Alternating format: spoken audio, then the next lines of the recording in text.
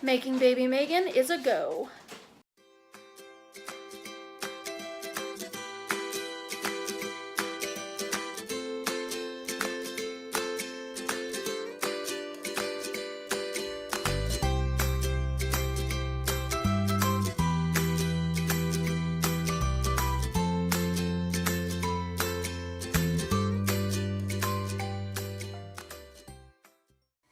Okay, so my baby is making some carrot cupcakes. Carrot cake cupcakes.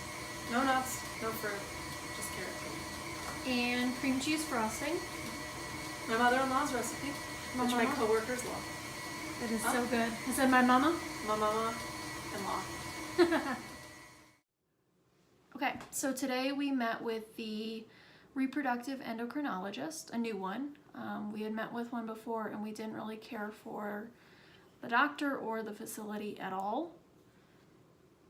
It felt like we were just a number in a factory, and we were there to pay their bills. That's what it felt like. And we told our OBGYN that we didn't really care for them. And she suggested the one we went to today. And she was awesome. Mm-hmm. She was so real and so down to earth and like cared about us as people. And that was like number one. And she was also really competent. Like, yeah, she seemed very confident in, she said to us, you know, this is what we do. We want you to come here to us. And she's like, it has nothing to do with money or insurance. You know, she said, if you need us to work with you on insurance, we'll do that. If you need us to send letters pleading to your insurance to cover certain things, we've done it before. We have no problem doing that. What we want is to help you have a baby. And, you know, she said, I have every confidence that we'll be able to get one, if not both of you, pregnant throughout the course of your treatment here, which made us really happy. Yeah. I don't know if we've told you guys that we both want to carry in the long run, but I'm a little bit older, and just by 3 years. And so we thought all along I should go first. Jill's also a little bit of a scaredy cat. I am so afraid of the pain. But whatever. And I've been told I have a really high pain tolerance by doctors and from surgeries and things like that. So I'm not really looking forward to the pain, but I'm also not really scared of it. Yeah. And I think Jill just wants to see what it's like firsthand first. Or secondhand, would it be? Secondhand, yeah. I'm gonna check it out, see what I think, and if I feel like I can do it, we'll see. I already told you, we want to have a couple of kids that I told her I'm not doing. I would like 4. I'm not having more than 2. I would myself. like twins, and then I will maybe have 1 or 2. So those are her plans. Twins out of Samantha, hopefully. I'm praying to the Our fertility gods. Our doctor had to tell her the realities of twins. She's like, come back down to earth, Jill. I was trying to hold her down. But then she tells us she has twins, and I'm like, see? And she's but like... I think her warnings probably stem from professional or personal experience. Right.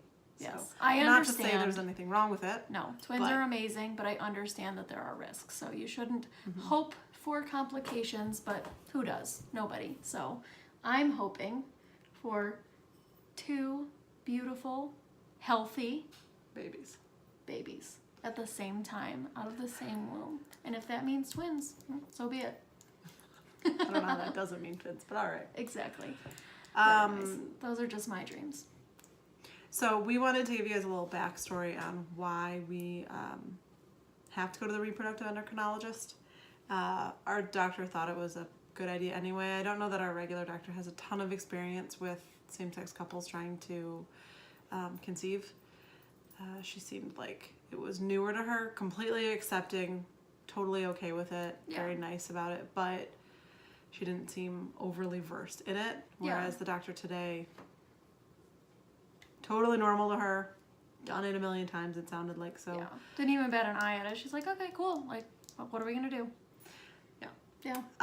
So when we first told when I first told my regular doctor that we were ready to start a family or start down that process, because we know it's not going to be super quick or easy, she ordered the usual blood work and tests.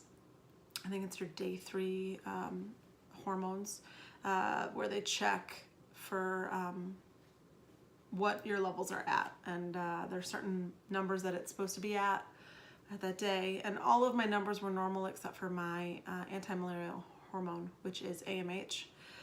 It was significantly low, especially for my age. So that's the main reason that they want us to go see a reproductive endocrinologist. And we've Googled it a ton, and it's very nerve-wracking. You Google everything you can, you read on blogs, everyone has different things about it. Some things say it means that you have decreased ovarian reserve and that the quality of your eggs is also diminished. Some things say it means early menopause. Some things say it's related to all these different factors that are changeable. And the doctor today told us most of that is false.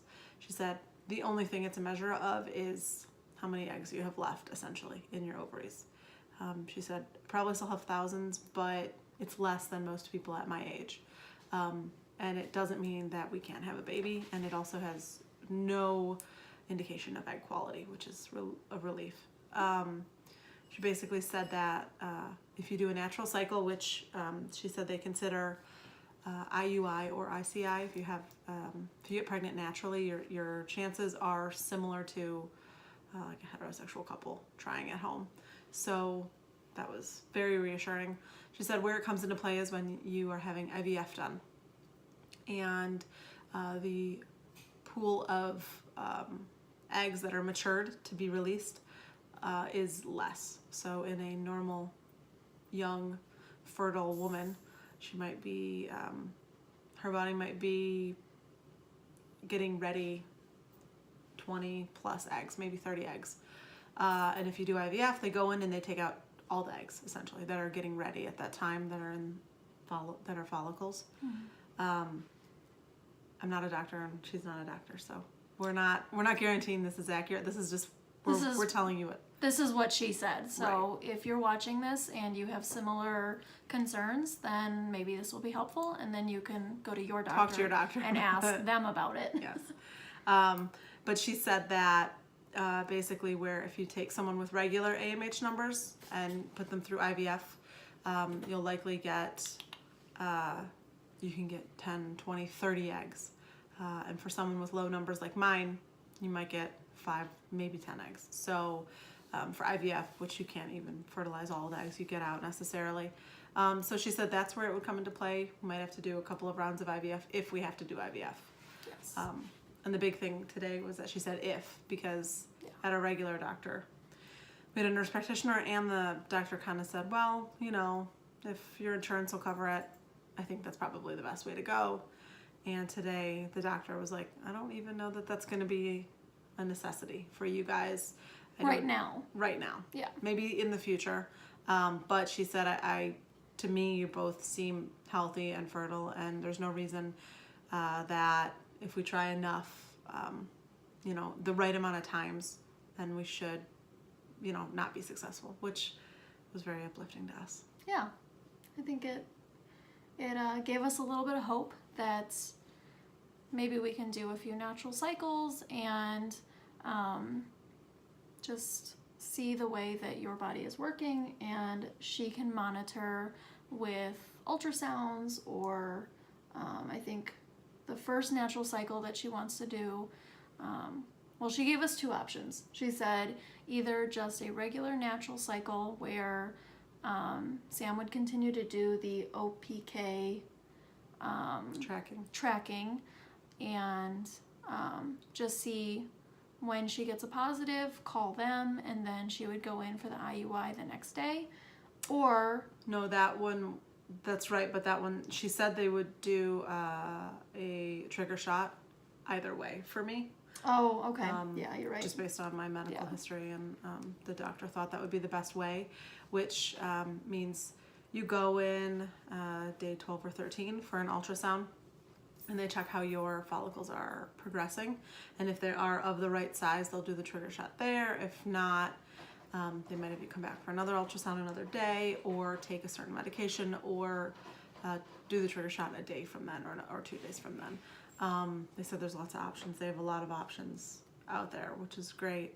But everything you said was right except for Yeah. Well, she said that for other couples, they wouldn't necessarily need to do the trigger. They would, if they were going to try natural cycles, and she usually requires 3 natural cycles before she would give Clomid to mature more eggs. But we've already tried a couple of times. So she said that she would do 1 natural cycle and then In her office. And regardless, she would do a trigger shot for you, just to be sure that Since we have some questionable timing. yeah, is what she the said. timing is just off a little bit, and we weren't sure about the timing either. So she said that for Sam, we'll do the trigger shot, and then after 1 more cycle, then she would be willing to do Clomid and then a trigger shot as well. So that was. And we didn't really talk about a timeline beyond the next 2 cycles. Essentially, went from the time we start trying. I think she said we'll just keep an open communication from there. She said that she's very easy to contact after initial appointment. We have they have a patient portal kind of online thing where you just email them, and if it's all the emails get read by one of her 3 nurses. We have a dedicated nurse. We met today. They said the only time another nurse will handle anything of ours is when that nurse is on vacation or out of the office for some reason. And they're there 7 days a week, so they'll answer our questions. If it's an emergency, they'll answer us anytime. But if it's something that can wait till Monday, they might wait until then. But they seem really easy to contact. They told us, you can call us, but if you call us, you can't call us directly. It goes to their phone bank, and then they get left a message. They're like, but if you email us, we check email all day, and we'll get back to you right away, which is kind of nice to know. And then the nurses and the doctor all told us, if it's for the doctor, just say forward to the doctor, and the nurses will just forward it straight on to her, and she'll get back to us that day as well, which is pretty amazing. I think makes us feel pretty good because we're used to calling a doctor and getting a call back in a couple of days. So that's really good. But we their office requires all patients who are using any kind of donor, anything from a donor, to meet with a psychologist. They have 2 in-house psychologists there, and somehow the psychologists are booked up more than any of the doctors. So They only have 2, so. They only have 2. They have a lot more doctors. Yeah. But in order to go through any kind of process with them, any kind of insemination or anything like that, you have to have gone to a psychologist first prior. And our doctor said, it's not that we think that you need to go to a psychologist. It's not that we don't think that you've thought about these things, you've talked about these things, but because you are using donor material, then it's just good to know that it's healthier. It's healthier. It's good to know that you've talked about certain things, like how would you approach speaking about the donor with your future children, with your family, with who's going to have 1,000,001 questions. Yeah. So I was not offended at all. I was like, great. I think that mental health care is very important. So I think it's as important as you're the rest of your health. So yeah, we're not opposed to that at all. We firmly believe in psychology, psychiatry, whatever feels right for you. But we believe that mental health is a very integral part of being a healthy person. So we were fine with that. The only part that's a bummer is that they're booked out for a month and a half, so we can't even start anything until after we see the psychologist. And we tried to bribe the front desk staff. She saw our address and she said, "Oh, that restaurant's right by your house. I'll have you bring me food next time." And we said, "If you can get us into the psychologist sooner, we'll bring it to you every time." She said, "That's very tempting." She put us on the cancellation list, so maybe we can get in sooner, but more than likely we have to wait a month and a half, which is fine. It's gives us a lot of time to live our lives, I guess. Live our lives. Enjoy Put a few summer. bucks aside just for savings, which is always good. But I was ready to be impatient like I usually am and say, let's go. When's your cycle starting? Let's start tomorrow. Let's start tomorrow, which wouldn't start tomorrow, but I was very ready. And then when the psychologist was booked up, I was like, okay. It was a bummer, but Oh well. It's not a bad thing. And the appointment was pretty positive. It was really good. The doctor, really cared what we wanted to know our big plan, wanted to know about us, what we see for ourselves as moms and our family. So we're on board with it. We think this is a really wonderful doctor's office so far. One visited, but I also read a lot of reviews online. That's what I do. I research everything. It's your thing. And they have really good reviews online too. A bunch of different websites. People just said they care. So that's great. Aside from one very grumpy front desk woman. Yeah. She hated her job. It's not happy with life, but it happens. Yeah. But other than that, it was a really good experience, and I felt like very light and airy. As soon as the doctor left the room, Sam and I were like, we like her. We high-fived. Yeah, we were like, yeah, we found a good one. We did.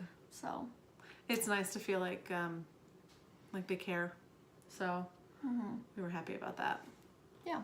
So we probably cannot try in July because we have to get to the psychologist first, and that's toward the end of July. Very end of July, so I don't even know how August will time out. We'll have to see.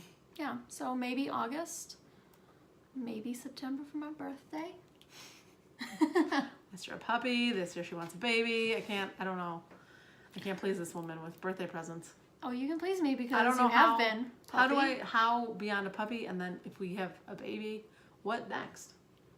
Endless love. Oh, you already have it, baby. Oh, perfect. Thanks.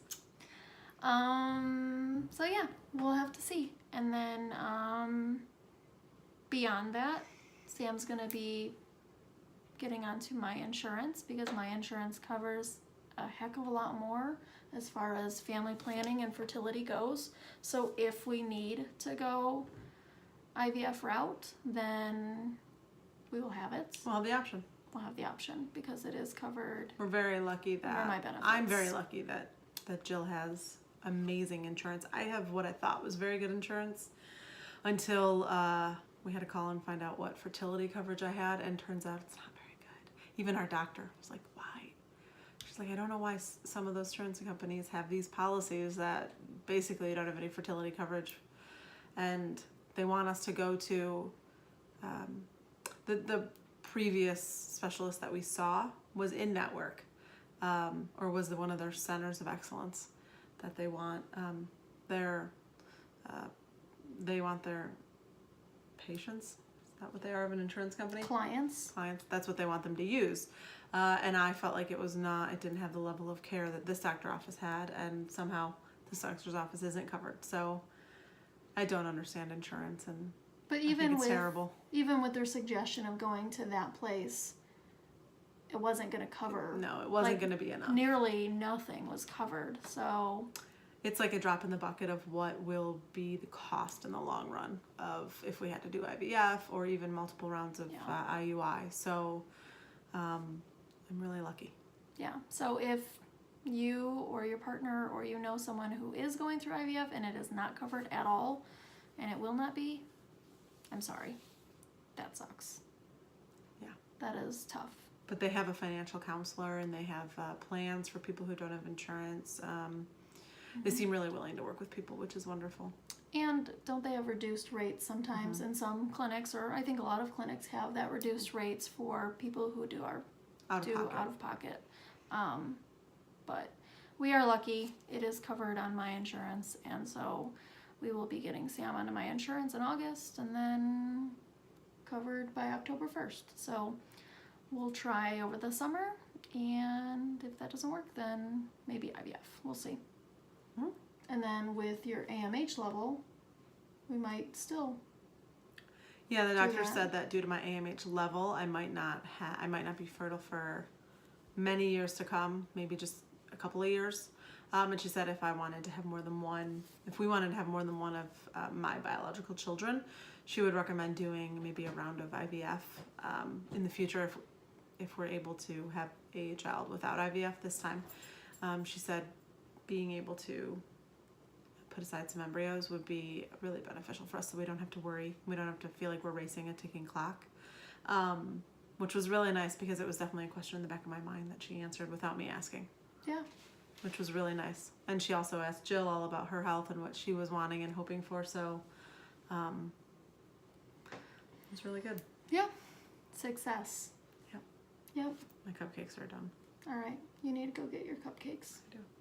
All right. So, I think that's it. Mm-hmm. I don't know how many updates we're going to have about this stuff right away, since we have to wait on that appointment with the psychologist. But if we do have any updates, we will update you. We'll probably just post other videos. Yeah. But just Day in the life. Just know we haven't forgotten about it. It's coming. It's just we have to wait for the appointments. Yeah, that's Essentially. true. So, Yep. yeah. All right. Well, I think that's it for now. And See you guys next time. see you later. Bye.